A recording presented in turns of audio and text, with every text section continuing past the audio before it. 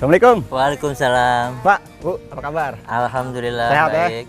Insya Allah sehat. Amin. Nah, pemirsa Kisiksi, saat ini saya sudah berada di Kampung Cikarang, Desa Pabuaran, Gunung Sindur, Bogor. Di samping saya sudah ada Pak Asnan beserta Ibu ya, pemilik usaha yang dikenal dengan keripik Esu. Betul. Sebelumnya pemirsa, Pak Asnan dan keluarga dan istri sebelum pernah diliput bersama rekan saya yaitu Mas Gatot mengenai usahanya, dan sekarang kita liput lagi nih sekalian kita mau tanya-tanya ulang mengenai usahanya keripik Esu nih, progres seperti apa? Ya Alhamdulillah, waktu 9 tahun ataupun 10 tahun yang lalu pernah diliput oleh El Sinta. Oke. Waktu itu khususnya dengan Mas Gatot Sulistyo. Waktu itu kita masih, saya goreng sendiri, istri saya juga masih bungkusin sendiri. Karena waktu itu masih kita kisaran gorengnya baru 50 kilo, 100 kilo seperti itu. Terus masih konsisten dengan singkongnya ya? Oh iya. Nah kan jaraknya nih antara liputan pertama dengan saat ini kan lumayan jauh ya? Iya. Nah kita mau flashback juga nih, singkongnya itu dari singkong apa, bahan bakunya apa, emang ada ketentuannya, harus singkong ini loh, seperti apa Pak? Kalau pengalaman di keripik selama ini kita pakai singkong jenisnya mangu.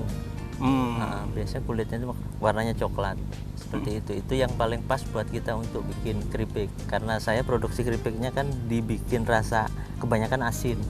Jadi itu keripik itu yang paling cocok dari tingkat kerenyahannya maupun dari sisi warnanya juga bagus seperti itu. Oh, alasannya dengan apa, singkong si mangu itu? Jenis mangu. Susah gak nyari? Oh enggak, selama ini sih enggak. Di daerah Bogor sama sekitaran Sukabumi ini masih banyak ditanam jenis itu gitu. Karena mungkin pemakainya juga lumayan banyak kan. Di sini juga ada beberapa pabrikan besar yang pakai singkong yang sama seperti itu. Nama Esu sendiri dari apa sih? Penasaran nih Esu nih. Nama Esu ini inisial istri saya, Endang Sri Untari. Oh, jadi dipatenkan jadi merek keripik Esu. Iya betul Pak. Oke. Nah kemudian dari apa jenis-jenisnya, produk-produk dari keripik Esu itu ada berapa macam varian jenis-jenisnya? Kalau variannya sih banyak, tergantung customize dari agen ataupun grosir yang ambil dari kita. Salah satunya ada asin, ada balado, ada pedas, ada keju, ada barbecue, dan lain sebagainya. Banyak. Dan lain sebagainya. Iya. Penasaran dong. Kita ajak pemirsa buat melihat produk-produk dari keripik Esu gimana. Silakan, ayo Pak. Boleh ya? Boleh. Di mana Pak?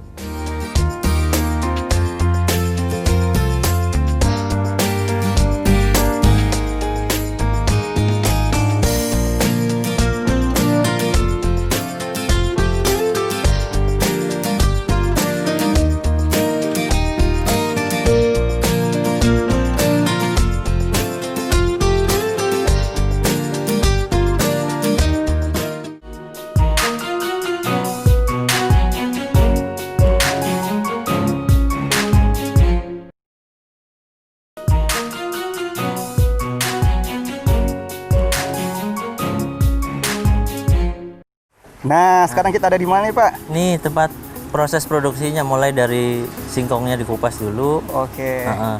Dan singkong itu ada jenis Pak? singkong yang bisa dipakai Nah, untuk keripik yang bagus. Iya, Ini gimana mungkin caranya tip aja bedainnya? nih ya. Biasanya dari sisi kulit ini kelihatan kalau singkong bagus buat keripik gitu. Kedua juga bisa dipatahin. Kalau dipatahin ininya nggak lurus, singkongnya bagus. Tapi kalau misalkan patahannya itu lurus, biasanya singkongnya keras. Itu ya cara bedanya. Sama kulitnya tadi maksudnya gimana Pak? Kulit buaya. Jadi sisinya kalau begini nih kelihatan singkongnya singkong kayak bagus. Gini-gini ya? Kalau istilah di petani itu singkong kulit buaya gitu. Oh, itu cara bedainnya? Ya itu bedainnya. Oke. Nah kemudian gimana nih tahap-tahap pembuatan si keripik Esu itu? Ya dari ngupas kita langsung ke pemotongan atau slice. Ya kebetulan kita pakai tetangga, jadi walaupun sedikit kita bisa bantu pekerjaan gitu. Ngomong-ngomong banyak banget singkongnya Pak. Emang setiap hari tuh rata-rata berapa yang Pak Asnan produksi untuk pembuatan keripik Esu ini? Kalau saat ini sih antara 5 sampai 6 kintal. 5 sampai 6 kuintal sehari. Sehari ya? Iya. Masnya ini lagi proses apa nih? Ini proses pemotongan. Jadi slice. Jadi kita kebetulan saya dulu dikasih petunjuk dari Puspitek. Kebetulan ini kan lokasi pembuaran ini Puspitek. Mereka bikin alat seperti ini. Alat slicing ini gitu. Pemotongan ini. Oh, jadi seragam, biar seragam semuanya ya. Iya. Tapi betul. ngomong-ngomong gini, kan dulu kan Bapak pernah diliput nih. Iya. Ya kan? Itu alat pemotongannya dulu sama menggunakan ini juga.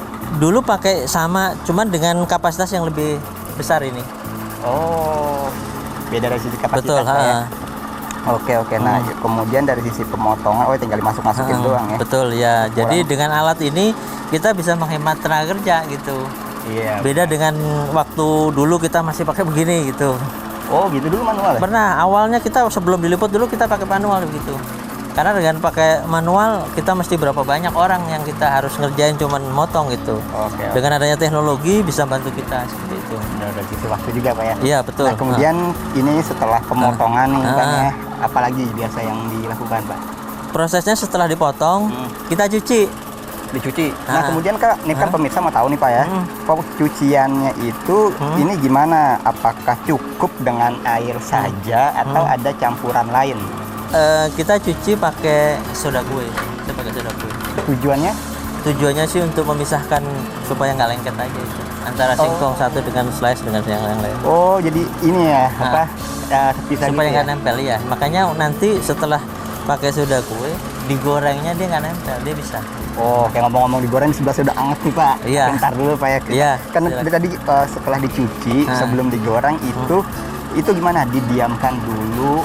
Ada ketentuan berapa lamanya? Oh, gimana? kalau berapa lamanya sih sebenarnya paling cukup habis dipotong kita cuci kurang lebih ditirisin paling antara 10 menit sampai 15 menit.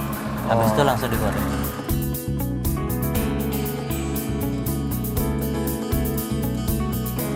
Nah, Pak Asnan, ini kan Iya. proses penggorengannya ya. Betul. Nah, sebelum saya tanya gorengan, ini kan saya lihat sistemnya masih menggunakan kayu bakar ya. Betul. Ini memang sengaja atau ada tujuan tersendiri, Pak? Kenapa kita pakai kayu bakar? Dulu sebelumnya saya pakai gas. Di samping masalah sisi menghemat biaya, kayu bakar ini dia panasnya stabil. Kebetulan kita pakai blower ya. Jadi panasnya itu stabil. Kalau di keripik ini, kalau panasnya nggak maksimal, kita nggak akan bisa renyah gitu. Jadi panasnya mesti benar-benar maksimal gitu. Nah, ngomong masalah renyah, penentu si keripik Hasil itu akhir renyah ya. sama tidak kan pastinya Pak Asnan saat produksi ada ya. Betul. Menemukan keripik yang kurang renyah ya. Betul, Itu penentunya apa sih? Jadi kalau di bisnis keripik ini yang dua penentu yang bisa menentukan itu hasilnya maksimal itu tahapan awalnya tadi pas kita milih bahan baku singkongnya sendiri sama main api. Jadi kalau kita bisa ngerti main apinya, insya Allah hasilnya pasti bisa renyah gitu. Kebanyakan orang biasanya kalau gagalnya itu karena dia belum pintar mainin apinya gitu. Itu gimana? Ada trik-triknya? Ada. Jadi kalau umumnya kalau kita kan pakai termometer sebenarnya. Tapi kalau kita udah biasa, biasanya kelihatan dari permukaan minyak itu udah panasnya. Pas suhunya tertentu kita masukin seperti itu. Hasilnya akan bagus gitu. Oh, gitu. Iya. Berarti dipanasin dulu? Iya, dipanasin ditunggu dulu. berapa Betul. lama biasanya? Supaya panasnya itu naik. Biasanya nanti ada indikatornya itu ada semacam kayak asap. Nah, itu pas nanti kita masukin. Baru masukin itunya. Betul. Biasanya itu hasilnya nanti akan maksimal. Berapa lama nih biasa terus diaduk? Diaduk. Gitu? Kalau diaduk sih antara 4 menit sampai 5 menit udah langsung. Asal panasnya udah maksimal langsung bisa diangkat gitu. Oke, berarti ini ya tahapnya gini. Iya. Kayak tadi kan baru diturunin. Nanti tunggu dulu dia panas. Habis panas baru kita masukin lagi. Pasti hasilnya bagus. Berarti misalnya selesai di tahap penggorengan, Betul. langsung Ditirisin ya. ya. Langsung selesai bisa pakai gini. Oh, belum. Belum. Kalau konsumen kita kan nggak cuma satu rasa. Kebetulan kalau ini kan belum ada rasanya. Ini masih tawar ini. Oh, oke.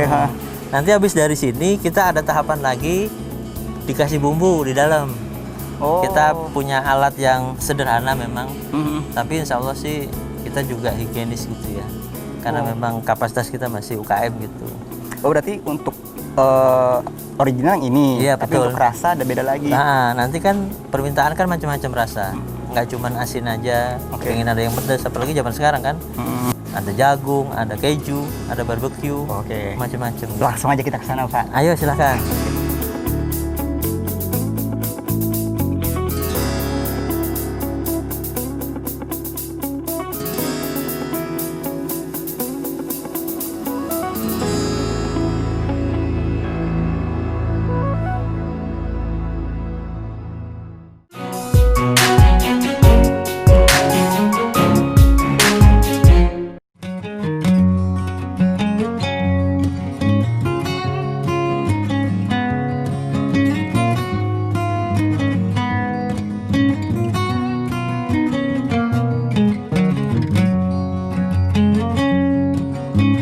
Nah pemirsa, sekarang kita sudah diajak sama Pak Asnan di proses apa nih muter-muter ini Pak? Oh, ini namanya proses pembumbuan sesuai dengan permintaan konsumen kita gitu.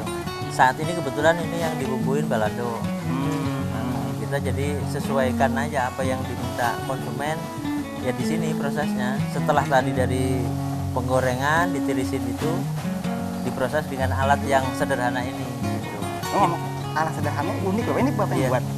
Ya kita ada kan bahan-bahannya alat ini kan semuanya dari bahan bekas tuh Pak.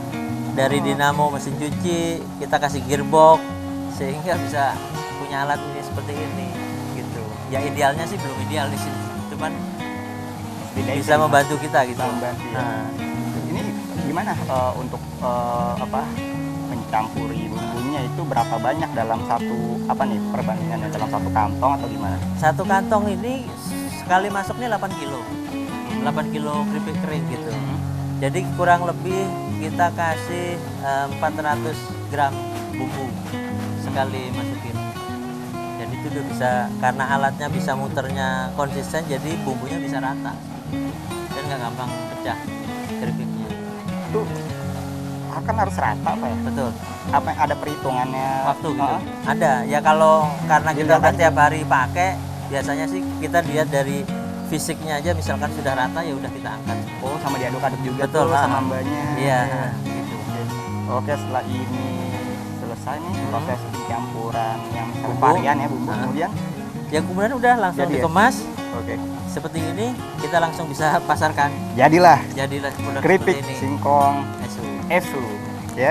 Iya. Nah, kemudian setelah ini tentunya dijual ya. Dijual. Kita Oh. akan naikin ke kendaraan kita untuk dikirim ke konsumen-konsumen kita. Kita ngobrol-ngobrol tentang penjualan ya. Boleh, boleh. Oke, silakan, kita Pak. di sana Pak yuk. Oh iya, ayo. Yuk.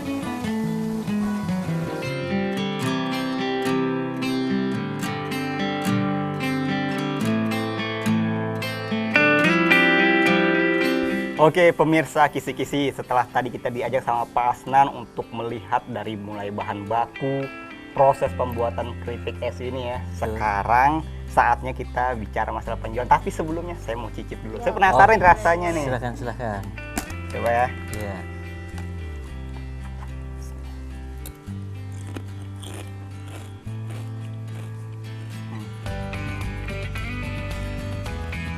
Ternyata bumbunya itu merata ke semua penjuru. Pinggir-pinggirannya berasa, maksudnya merata ya. Iya. Oke. Untuk makan ini terus nggak bisa berhenti ntar. Bicara penjualan, biasanya nih Pak Asnan dan Ibu nih sekarang cerita dong lebih detail lagi mengenai penjualannya. Ini biasa kemana aja sih? Kalau yang kemasan setengah kilo ini, kebanyakan tuh reseller nih. Dia biasanya banyak dijual di offline maupun online gitu. Oke, Nah, kalau yang kemasan besar kita memang ke agen.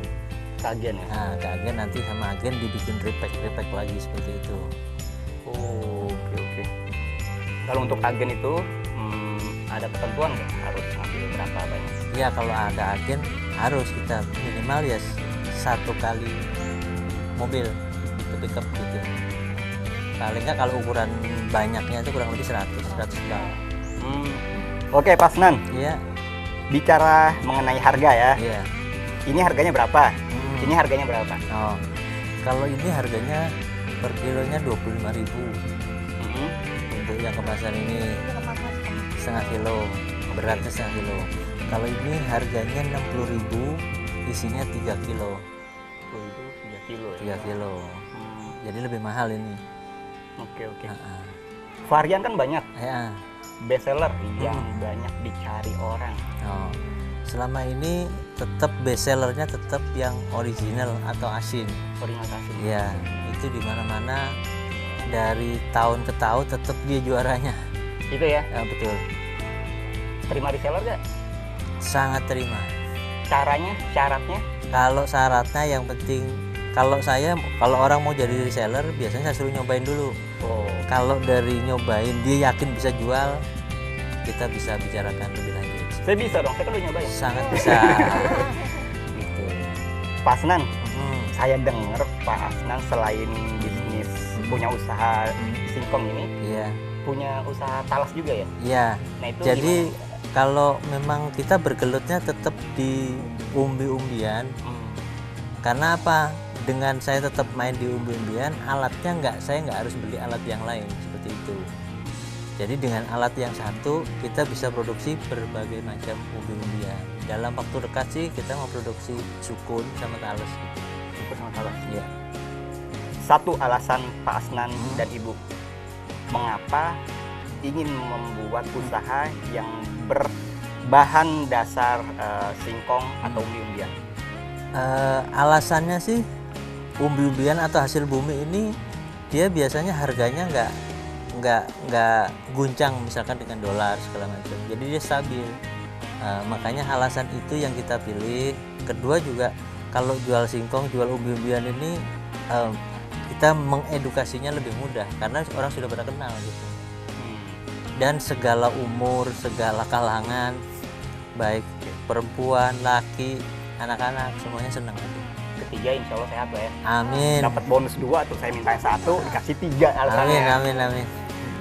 Talasnya event-event tertentu dijual atau seperti apa? Ini kan singkong. Betul. Kalau talas ini kebetulan karena kapasitas produksi saya ini baru saat ini memang sudah terlalu berat untuk singkong, jadi talasnya belum. Biasanya kalau ada waktu tertentu saya baru produksi talasnya gitu, karena memang permintaan singkongnya udah overload buat kita gitu. Bicara mengenai permintaan, pemirsa mau pesan caranya gimana? Teleponnya atau apa yang bisa pemirsa akses nih untuk membeli atau menjadikan Pak Asnan mengenai keripik Esu ini? Kalau biasanya kalau mau langsung sih kita ada di alamat yang sekarang saya tempatin untuk produksi, yaitu di Kampung Cikarang, Desa Pabuaran, Kecamatan Gunung Sindur, Kabupaten Bogor. Ya, biasanya kalau kita buka map, insya Allah sih nama usaha kita sudah Nama map diketik di mapnya apa namanya? Keripik Esu. Keripik Esu. Iya, sudah ada nanti nomor telepon segala macam sudah ada. Di situ ada nomor telepon semua jelas semuanya. Iya. Saya mau tahu nih harapan ke depan dari Ibu atau Bapak seperti apa mengenai usaha keripik Esu ini. Iya, isi saya dulu deh, gantian. Harapannya ya mudah-mudahan keripiknya terus jalan, tambah maju, kita juga semua sehat, yang bantu anak-anak juga semuanya sehat. Amin. Itu aja. Tambahan dong dari Oh, Bapak iya. biar lengkap. Iya. Kalau karena kita punya usaha ini untuk komersil, tapi kita juga nggak melupakan, kita juga ingin ngangkat pihak-pihak yang ikut membantu kita produksi, ngupas segala macam semuanya, supaya saya jadi sama istri saya bisa bermanfaat untuk lingkungan seperti itu. Oke, semoga harapan-harapan Ibu dan Pak Asnan nih mengenai usahanya itu berjalan dengan lancar dan semoga semakin sukses nih usahanya. Amin, ya. amin. Dapat bermanfaat juga warga sekitar kan, Amin. kalau dapat berkah ya. Amin. Nah, demikian pemirsa kisi-kisi liputan saya bersama Pak Asnan beserta isi mengenai usahanya itu keripik singkong Esu. Semoga liputan ini menjadi inspirasi untuk kita semua. Akhir kata, saya Arabet mohon undur diri dari hadapan Anda. Terima kasih dan sampai jumpa. Cik lagi yuk. Oh, silakan. Sebelum pamit ya, cik lagi. Iya, silakan.